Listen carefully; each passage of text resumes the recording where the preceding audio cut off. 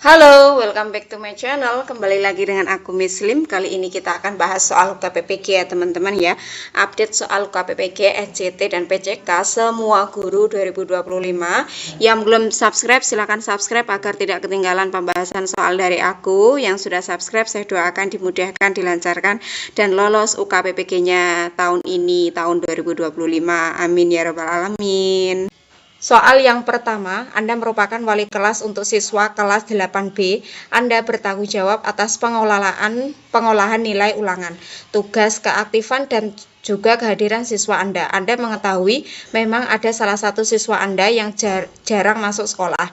Pada saat Anda mengolah nilai kehadiran, ternyata kehadiran siswa tersebut di bawah 60%, yang mana tidak memenuhi syarat siswa tersebut untuk bisa naik kelas. Berhubung ini masih dalam pertengahan semester, sebaiknya apa yang Anda lakukan? Nah, jadi di sini masalahnya itu kelas 8B ya teman-teman. Anda itu sebagai wali kelas 8B, Anda kan bertanggung jawab dalam pengolahan nilai ulangan. Nah, terus kemudian Anda mengetahui ada salah satu murid Anda yang jarang masuk sekolah. Nah, kehadiran siswanya tersebut itu di bawah 60%. Nah, yang mana tidak memenuhi syarat tersebut untuk bisa naik kelas. Nah, berhubung ini masih dalam pertengahan semester ya teman-teman ya, sebaiknya apa yang Anda lakukan untuk opsi yang A, membicarakan siswa tersebut kepada siswa lain di kelas dan guru yang pernah mendapati siswa seperti itu juga. Nah, untuk opsi yang A di sini kurang tepat sekali ya teman-teman ya.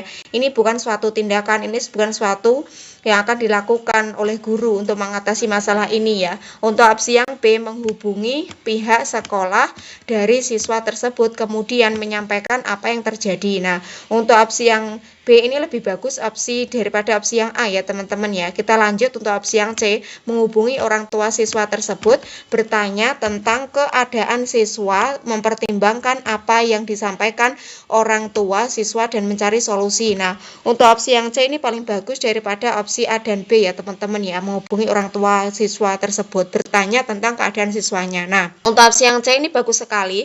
Opsi yang D, memanggil siswa tersebut bersama orang tuanya ke sekolah untuk mendiskusikan apakah ingin lanjut sekolah atau tidak. Nah, untuk opsi yang D ini to the point ya teman-teman ya, tidak melakukan tindakan, tidak mengetahui keadaan seperti itu ya. Tidak bagaimana, tidak mencari solusi. Nah, seperti itu. Opsi yang D ini kurang tepat ya. Opsi yang E, membicarakan siswa tersebut kepada wakil kesiswaan dan guru BK. Nah, untuk opsi yang C, E ini bagus ya teman-teman ya, dibanding dengan opsi yang D ya teman-teman ya. Jadi jawaban yang paling unggul itu opsi yang C ya teman-teman ya. Di sini menghubungi orang tua siswa tersebut, bertanya tentang keadaan siswa, mempertimbangkan apa yang disampaikan orang tua siswa dan mencari solusi bersama ya. Jadi poin unggul itu untuk opsi yang C ya teman-teman ya. Poin 5, poin 4 untuk opsi yang E ya teman-teman ya. Poin 3 untuk opsi yang D, poin 2 untuk opsi yang B, poin 1 untuk opsi yang A. Soal kedua, kali ini tentang PCK ya teman-teman ya. Langsung saja Anda memulai pelajaran setelah jam istirahat dan suasana kelas masih ramai serta emosional peserta didik belum stabil. Apa strategi yang paling efektif untuk memulai pembelajaran? A. Langsung menyampaikan materi dengan suara keras agar peserta didik fokus. B. Memberikan kuis mendadak agar peserta didik tenang. C. Melakukan kegiatan singkat seperti refleksi diri atau teknik pernafasan untuk menenangkan suasana. D. Menunggu hingga peserta didik tenang sendiri. E. Mengeluhkan sikap peserta didik sebelum pelajaran dimulai. Jadi di sini itu masalahnya kan memulai pembelajaran setelah istirahat ya teman-teman ya. Nah, jadi apa yang harus Anda lakukan ketika anak-anak baru saja masuk kelas? Nah, strategi yang paling efektif untuk memulai pembelajaran. Kita lihat untuk opsi yang A, langsung menyampaikan materi dengan suara keras agar peserta didik fokus. Nah, untuk opsi yang A ini kurang tepat ya teman-teman. Kan kalau untuk opsi yang A ini, kalau langsung menyampaikan materi itu bisa membuat peserta didik semakin tertekan. Seperti itu ya. Opsi yang B, memberikan kuis mendadak agar peserta didik tenang. Nah, untuk opsi yang B itu sama halnya dengan opsi yang A ya, kan juga bisa membuat peserta didik semakin tertekan juga. Nah, seperti itu ya. Tidak langsung memberikan kuis, tidak langsung menyampaikan materi ya.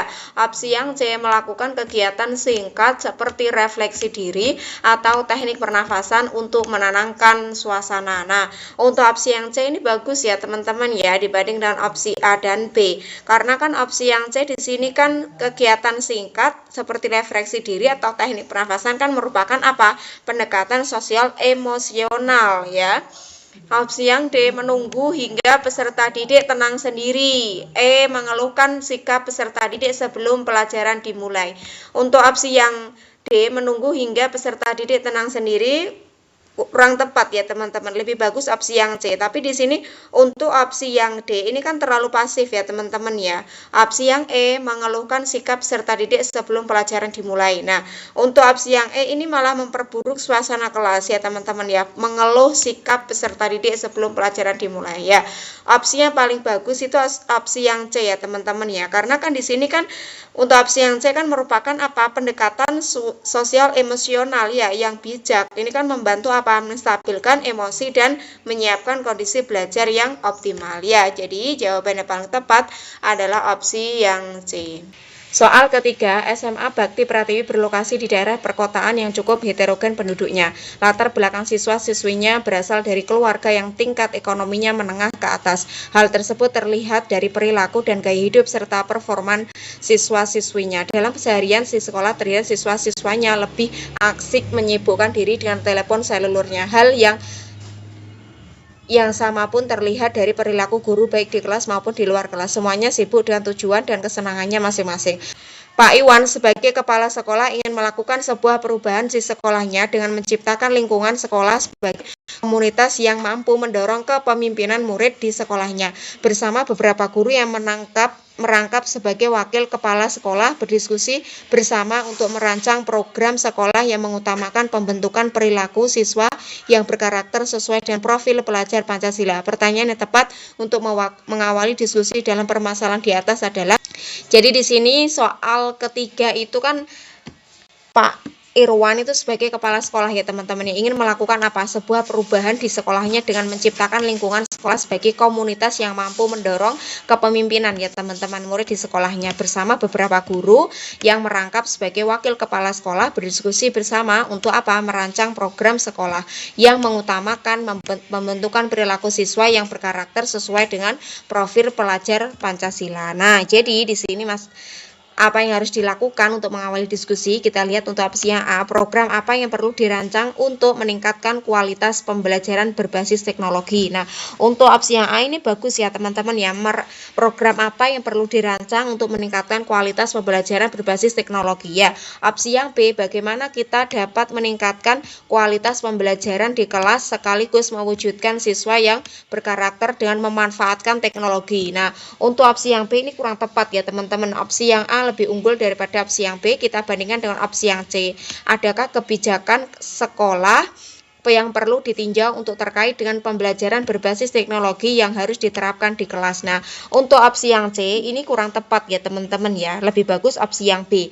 Opsi yang D, aktivitas pembelajaran di kelas yang bagaimana yang paling disukai murid di kelas di masa pandemi ini. Nah, untuk opsi yang D ini juga kurang tepat ya teman-teman ya. Opsi yang E, program apa yang menarik siswa untuk menumbuhkan pembelajaran yang berkualitas dengan memanfaatkan teknologi. Nah, untuk opsi yang E ini lebih bagus daripada opsi yang D ya teman-teman ya. Jawaban paling unggul itu untuk opsi yang A ya teman-teman ya. Ini poin 5, poin 4 untuk opsi yang E ya, poin 3 untuk opsi yang C, poin 2 untuk opsi yang B, poin 1 untuk opsi yang D.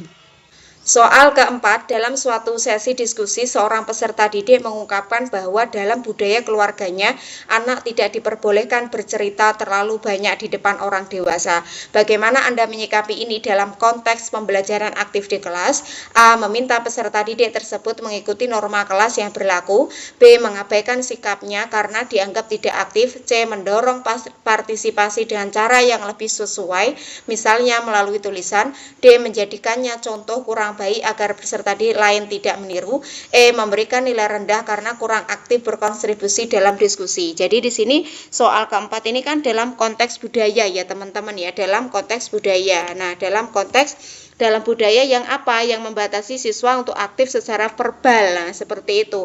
Apa yang harus guru lakukan? Nah, untuk opsi yang A, meminta peserta didik tersebut mengikuti norma kelas yang berlaku. Nah, untuk opsi yang A ini kurang tepat ya teman-teman. Kan kalau untuk opsi yang A ini terlalu menuntut ya teman-teman ya, terlalu menuntut apa? Konformitas ya.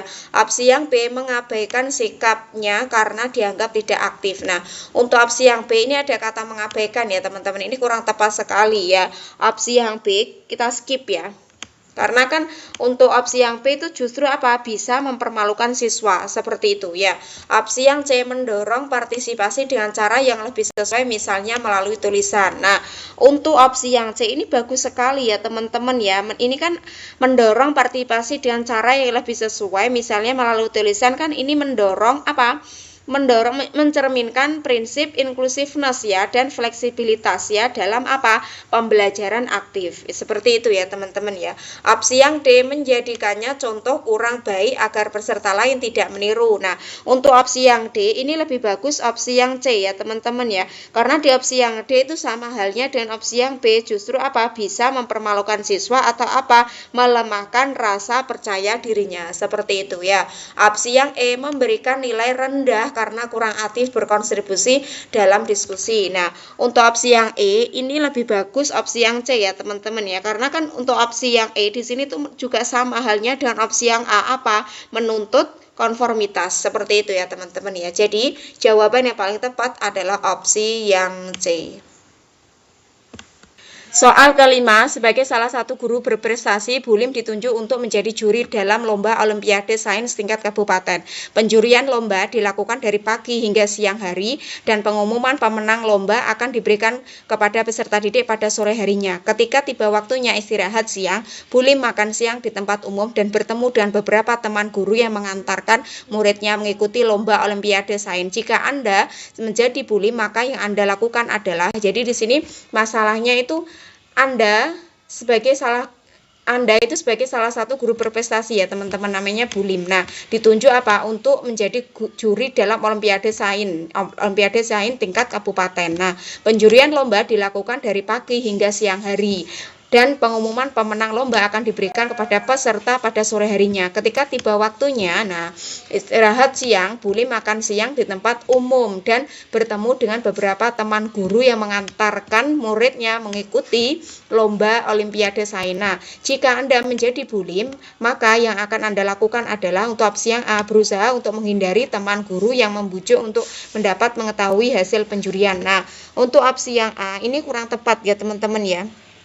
Opsi yang B, memberitahukan anggota keluarga mengenai hasil keputusan penjurian. Nah, untuk opsi yang B ini malah kurang tepat ya teman-teman, malah memberitahukan anggota keluarga ya. Opsi yang C, memberitahukan sahabat Anda di sekolah mengenai hasil keputusan penjurian. Nah, untuk opsi yang C ini juga kurang tepat sekali, malah memberitahukan kepada sahabat Anda ya.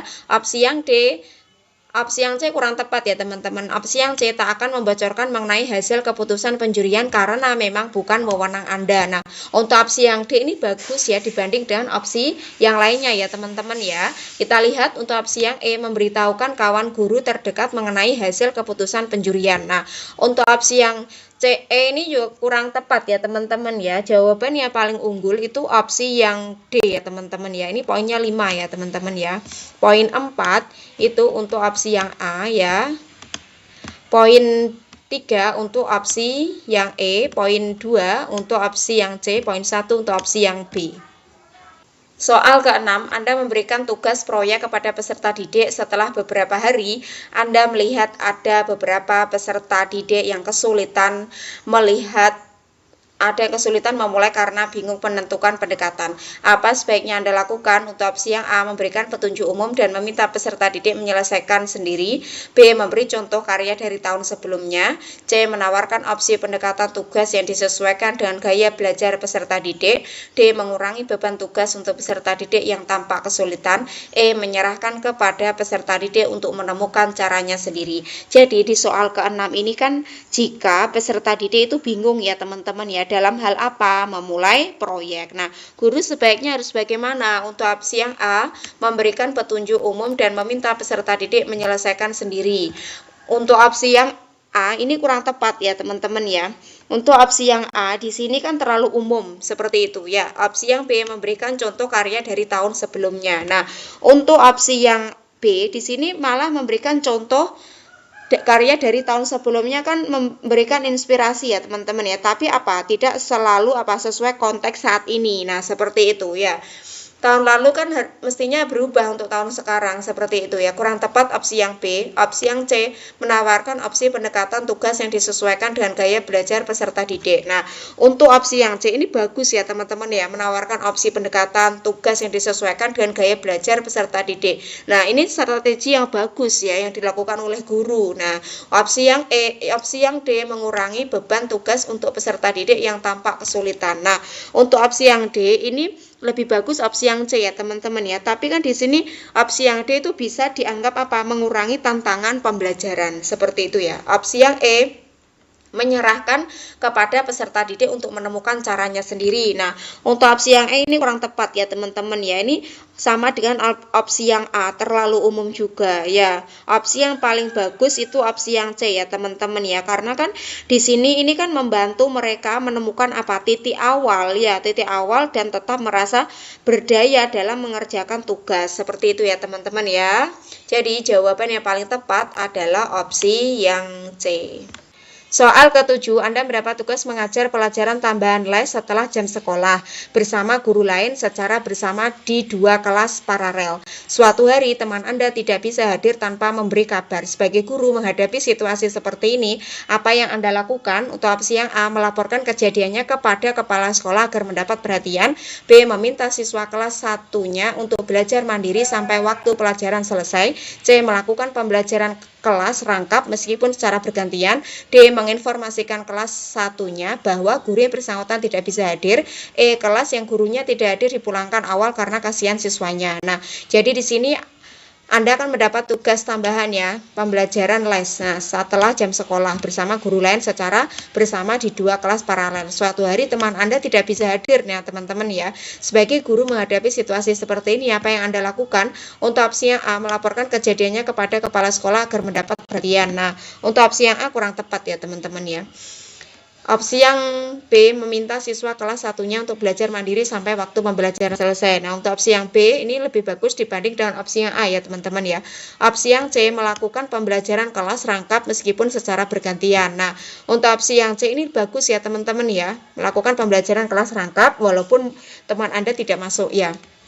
Opsi yang D, menginformasikan kelas 1-nya bahwa guru yang bersangkutan tidak bisa hadir. Ya, diberitahu tapi tetap diganti ya teman-teman ya. Opsi yang D ini juga kurang tepat ya. Opsi yang E, kelas yang gurunya tidak hadir dipulangkan awal karena kasihan siswanya. Untuk opsi yang E sangat kurang tepat ya. Jawaban paling unggul itu opsi yang C ya teman-teman ya. Ini poinnya 5 ya. Poin 4 untuk opsi yang B ya. Poin 4 untuk opsi yang B, poin 3 untuk opsi yang D ya, poin 2 untuk opsi yang A, poin 1 untuk opsi yang E. Soal ke-8, hari ini adalah waktu pembagian hasil belajar siswa di sekolah tempat Anda mengajar. Pembagian rapot dimulai pada pukul 07.30. Tetapi mulai dari jam 7.30 Anda sudah berada di sekolah untuk memastikan semua buku rapor siswa tidak ada yang terlewat. Tiba-tiba ada seorang wali murid yang datang ke ruangan Anda, lalu ia meminta untuk mendapatkan buku laporan hasil belajar anaknya lebih cepat karena ia harus pergi ke rumah sakit untuk menemani ibunya yang sedang dirawat di rumah sakit. Apa yang Anda lakukan ketika dihadapkan pada situasi seperti ini? Jadi Anda itu wali kelas ya teman-teman, akan mulai membagikan rapot pada pukul 8.30, tetapi mulai dari jam 7:30 Anda sudah berada di sekolah. Nah, untuk memastikan semua buku rapor siswa tidak ada yang terlewat, tiba-tiba ada seorang wali murid yang datang ke ruangan Anda. Ia meminta mendapatkan buku laporan hasil belajar anaknya itu lebih cepat ya teman-teman. Dengan alasan apa? Orang tuanya itu akan ke rumah sakit untuk menemani ibunya yang sedang dirawat di rumah sakit. Apa yang Anda lakukan ketika dihadapkan pada situasi seperti ini? Kita lihat untuk opsi yang A, memberikan buku laporan hasil belajar kepada wali murid tersebut, kemudian memintanya untuk tidak mengulangi hal ini di kemudian hari. Nah, untuk opsi yang A ini kurang tepat ya teman-teman ya. memberikan buku laporan belajar kepada wali murid tersebut, memintanya untuk tidak mengulangi hal ini di kemudian hari. Ini kurang tepat ya teman-teman, opsi yang A. Opsi yang B, memberikan penjelasan kepada wali murid tersebut bahwa buku laporan hasil belajar siswa hanya dapat diambil ketika sudah waktunya. Nah, untuk opsi yang B ini juga kurang tepat ya teman-teman ya. Opsi yang C, memahami apa yang wali murid sedang alami, mempersiapkan buku laporan hasil belajar siswa terkait ya, kemudian memberikannya kepada wali murid sambil memberikan sedikit penjelasan mengenai apa yang akan berlaku di semester selanjutnya. Nah, untuk opsi di sini lebih bagus, lebih lengkap ya teman-teman ya, jawabannya lebih terstruktur ya. Kan memahami apa yang wali murid sedang alami. Iya, dia kan mau buru-buru karena mau ke rumah sakit. Terus kemudian mempersiapkan buku laporan hasil belajar siswa terkait ya, kemudian apa, memberikannya kepada wali murid sambil memberikan sedikit penjelasan. Nah, ini bagus ya teman-teman, opsi yang C dibanding dengan opsi yang B ya.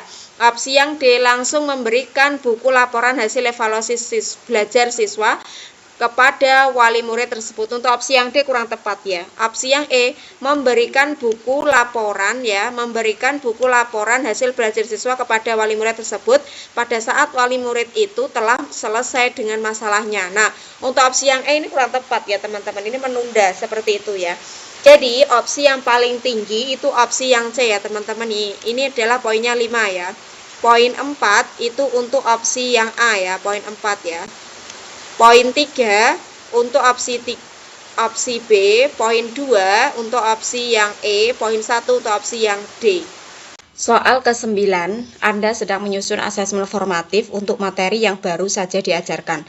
Dalam pendekatan understanding by design, apa prinsip yang harus Anda perhatikan dalam merancang asesmen ini? A. Asesmen harus bersifat tertulis dan mudah diperiksa.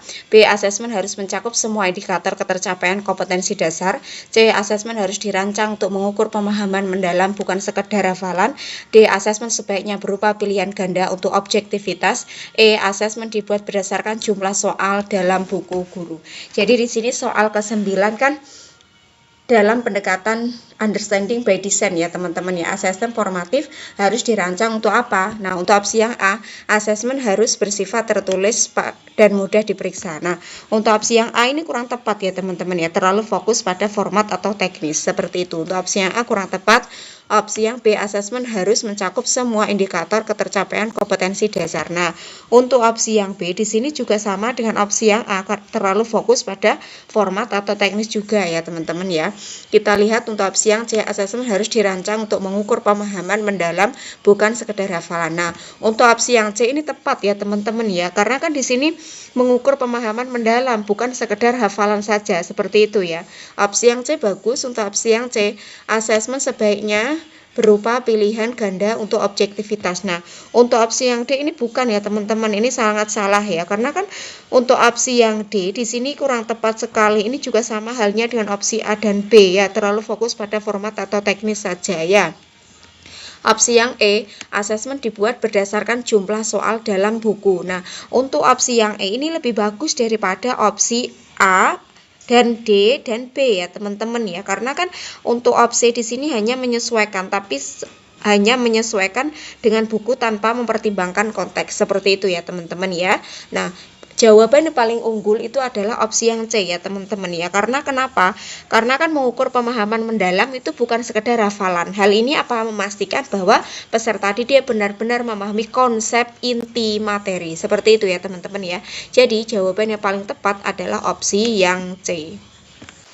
Soal ke-10, ketika ketua kelas banyak diprotes oleh siswa warga kelas yang dipimpinnya, sebagai guru wali kelas perlu mengadakan musyawarah kelas untuk A. Meminta pertanggungjawaban kepada ketua kelas, B. Meminta pergantian ketua kelas di akhir semester, C. Mendengarkan protes siswa lain kepada ketua kelas, D. Memberi sanksi siswa lain yang memprotes ketua kelas, E. Membahas permasalahan protes yang ditujukan kepada ketua kelas. Jadi di sini masalahnya itu ketika ketua kelas banyak diprotes ya teman-teman, banyak diprotes oleh siswa warga kelas yang dipimpinnya. Nah, sebagai guru wali kelas perlu mengadakan musyawarah kelas untuk apa?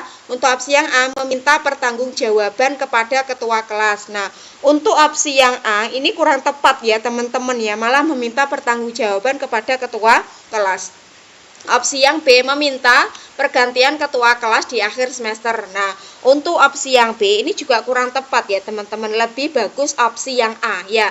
Opsi yang C mendengarkan protes siswa lain kepada ketua kelas. Nah, untuk opsi yang C ini bagus ya teman-teman ya. Mendengarkan dulu protes siswa lain kepada ketua kelas. Nah, seperti itu, bukan langsung meminta pergantian ya. Opsi yang C itu bagus daripada opsi yang B ya.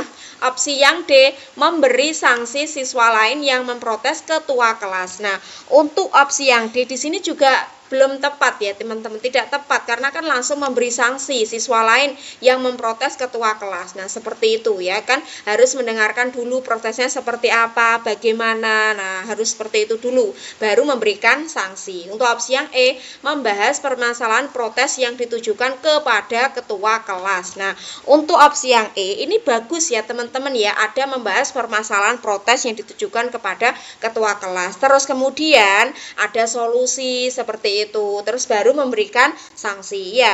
Jadi opsi yang paling tinggi poinnya adalah opsi yang E ya teman-teman ya. Ini adalah poin 5 ya teman-teman ya. Poin 4 untuk opsi yang C ya. Ini poin 4 ya. Poin 3 untuk opsi yang A ya. Poin 2 untuk opsi yang D, poin 1 untuk opsi yang B. Soal ke-11, ada seorang murid yang datang kepada Anda dan menanyakan perihal kegiatan Olimpiade Matematika tingkat kabupaten.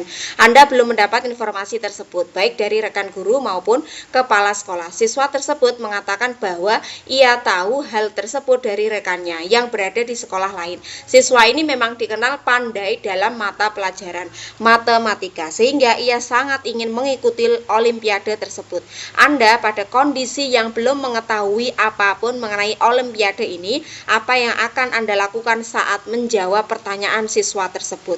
Jadi di sini masalahnya itu seorang murid itu datang kepada Anda ya teman-teman, Anda sebagai guru, dan menanyakan perihal kegiatan Olimpiade Matematika tingkat kabupaten. Nah, murid ini bertanya kepada Anda ya teman-teman ya.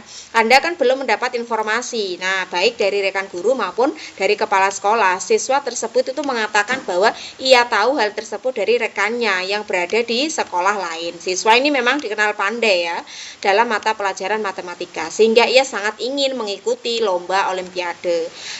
Anda pada kondisi yang belum mengetahui apapun mengenai Olimpiade ini, apa yang Anda lakukan dan apa yang harus Anda katakan saat menjawab pertanyaan siswa tersebut?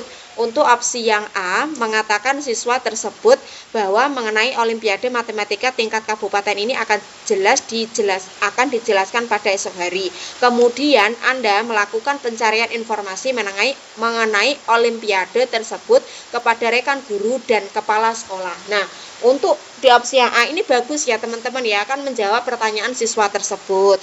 Terus kemudian Anda melakukan pencarian informasi. Nah, terus kemudian kepada rekan guru dan kepala sekolah. Seperti itu ya, Anda bertanya juga kepada rekan guru. Opsi yang A itu lebih tepat ya. Opsi yang B mengatakan bahwa yang akan menjelaskan mengenai hal ini adalah kepala sekolah pada hari Senin saat upacara. Nah, untuk opsi yang A ini untuk opsi yang B ini kurang tepat ya teman-teman ya. Opsi yang C mengatakan kepada siswa bahwa Anda akan menjelaskan mengenai Olimpiade Matematika tingkat kabupaten pada esok hari karena Anda belum mengetahui tentang informasi ini. Nah, untuk opsi yang C ini lebih bagus daripada opsi yang B ya teman-teman ya, mengatakan kepada siswa bahwa akan menjelaskan Olimpiade ini pada tingkat kabupaten itu pada esok hari, itu bagus ya.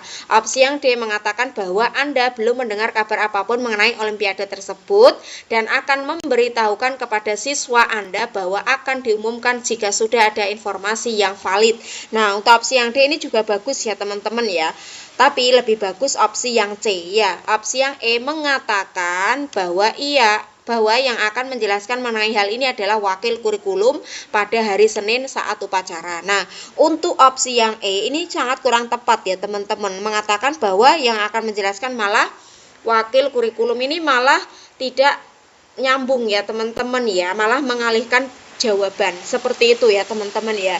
Jadi jawaban yang paling tepat opsi yang A ya teman-teman ya. Ini adalah poinnya 5 ya. Poin 4 untuk opsi yang C ya. Ini adalah poinnya 4. Poin 3 untuk opsi yang D ya. Poin 2 untuk opsi B.